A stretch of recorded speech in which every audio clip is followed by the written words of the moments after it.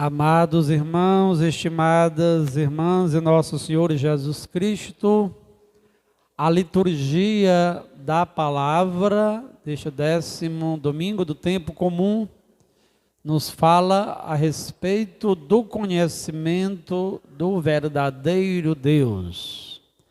O Deus que quer a misericórdia e não apenas sacrifícios e holocaustos.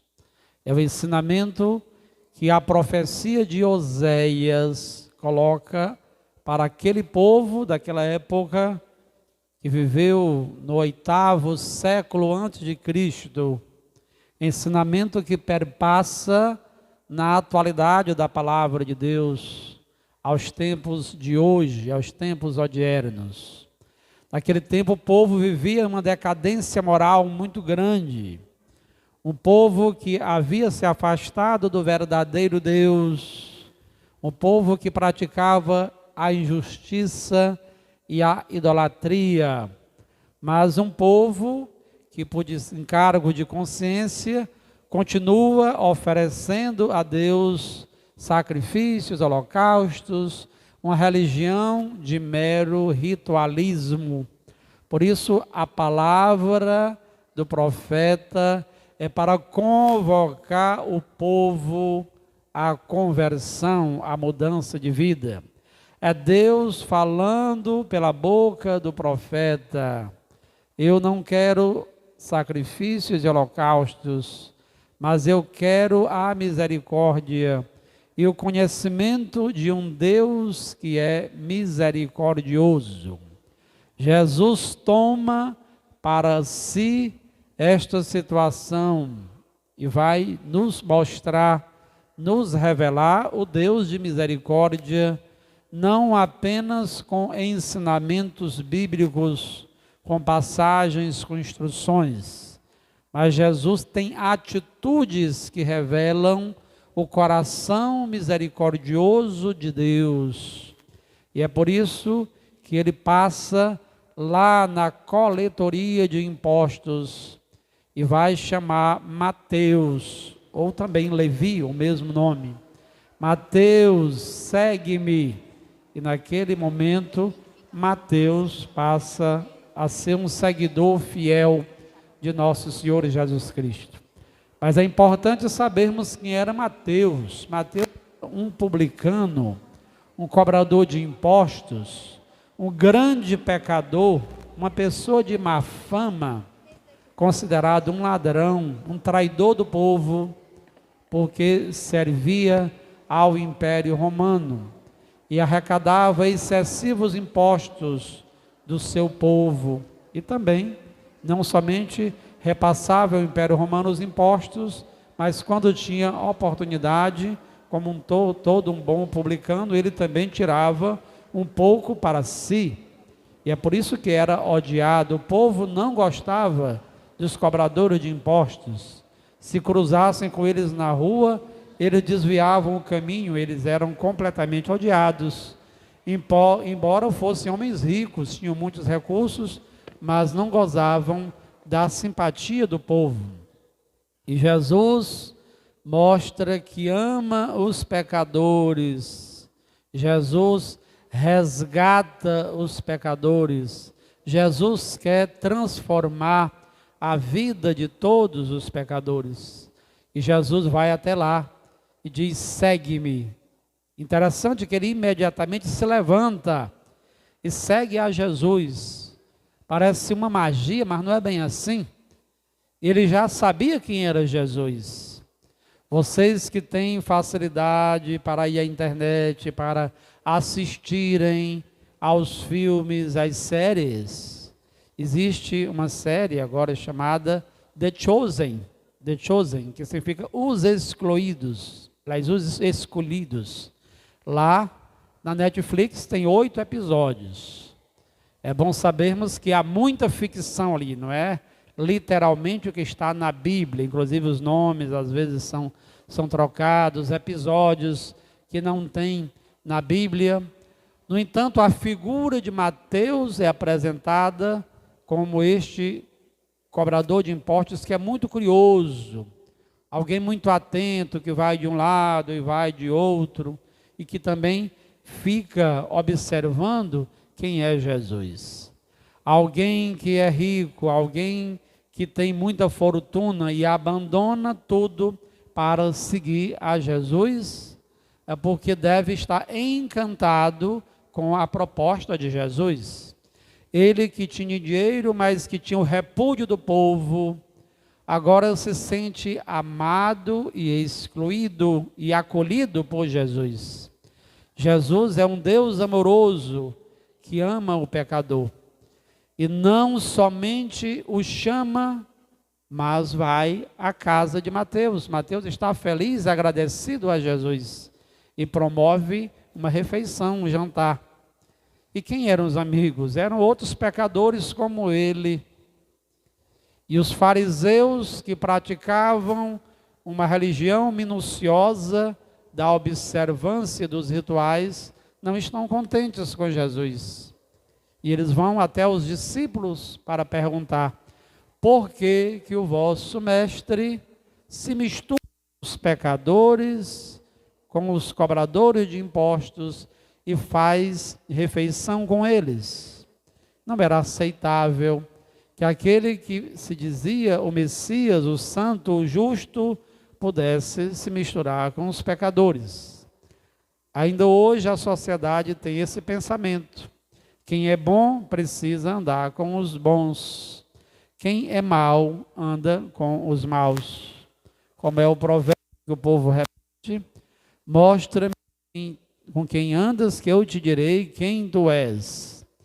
No entanto, Jesus não se contaminou em andar com os pecadores, mas Jesus os purificou, Jesus os acolheu, Jesus os amou e os sanou de todos os males.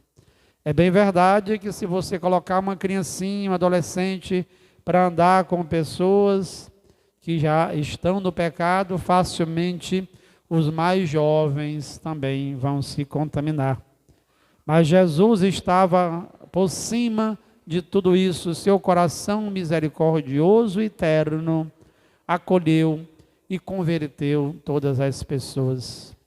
Hoje Jesus nos mostra a face de um Deus bondoso, o conhecimento de Deus. E a resposta que Jesus dá aos fariseus, que eram muito detalhistas no cumprimento da lei: aprendei de mim, eu quero a misericórdia e não os sacrifícios e não os holocaustos. Palavra que vigora para todos nós. Enquanto igreja de Cristo, nós não somos igreja de Jesus Cristo para julgarmos as pessoas, para dizermos quem pode comungar, quem não pode comungar, quem pode fazer uma leitura ou quem não pode. Tem gente que diz: aquela pessoa não é casada, ela não pode se aproximar do ambão da palavra para fazer uma leitura. Quantas pessoas são consideradas impuras, mas têm um coração de Deus, têm um coração puro, têm um coração santo. Por isso Jesus não recusava os pecadores, andava com os cobradores de impostos, com as prostitutas e oferecia o perdão. Vejam que Mateus foi tão amado por Jesus que deixou aquela vida de pecador. Nós queremos estar ao lado dos pecadores, não é para que eles permaneçam no pecado, mas para que todos se sintam resgatados e amados por nosso Senhor Jesus Cristo. O que Jesus tem a nos oferecer? A sua cura, o seu perdão, a sua compaixão. É a mesma coisa que a igreja de Cristo precisa oferecer a todos. Não é ficarmos numa posição de julgamento e de condenação. Não é praticarmos uma religião apenas de meros ritualismos. O que vai agradar a Deus, e esta palavra serve para mim, sacerdote, e para os bispos. O que vai agradar a Deus não é o melhor e mais caro incenso que vai ser queimado aqui no altar, Não são as casulas mais nobres, não é isso apenas. A liturgia tem a sua nobreza. Mas de nada adiantaria ao sacerdote realizar liturgias belíssimas e demoradas, mas quando descer aos degraus da igreja e um pobre esmoleiro estiver de mão estendida, precisando de uma ajuda, ou um drogado, ou uma pessoa de má fama, e a pessoa recusar. Não é isso. Não basta fazer belíssimas liturgias, mas permanecer trancado na sua casa com um iPhone mais caro e não visitar o pobre, o enfermo, alguém que perdeu uma pessoa na família precisando de uma oração, de uma encomendação.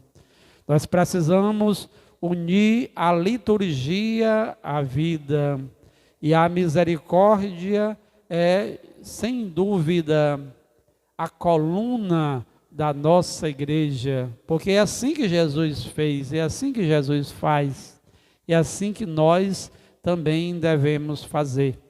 O conhecimento de um Deus amoroso, de um Deus misericordioso. À medida em que nós conhecemos e nos encontramos com a misericórdia de Deus, nós também seremos misericórdia para os outros. Da mesma forma que nós compreendemos quem é Deus, nós vamos compreendendo quem são as pessoas. Se o Deus que nós conhecemos é um Deus juiz, é um Deus castigador, é um Deus perverso, é um Deus que nos manda para o inferno, nós seremos também austeros, seremos duros, seremos excessivamente disciplinadores para com todas as pessoas que cruzam no nosso caminho. Todos nós, irmãos e irmãs, somos convidados a fazer esta experiência do encontro com Deus, que é bondade, que é perdão, que vai em busca de cada um de nós. Por isso, esta igreja em saída, Jesus não ficou trancado num templo, mas Jesus foi ao local em que se encontrava Mateus, o local da desonestidade, o local da ambição, da ganância, o local onde talvez ele roubasse as pessoas. E lá ele se sentiu atraído, Mateus, e deixou tudo para trás para se encontrar com aquele que é bondade, justiça, amor, misericórdia e compaixão. Que o Senhor também nos alcance e que cada um de nós se torne instrumento de misericórdia de Deus, não para condenar e julgar as pessoas, mas para acolhê-las, atraí-las para a igreja, para o encontro com Deus que é rico em bondade e compaixão.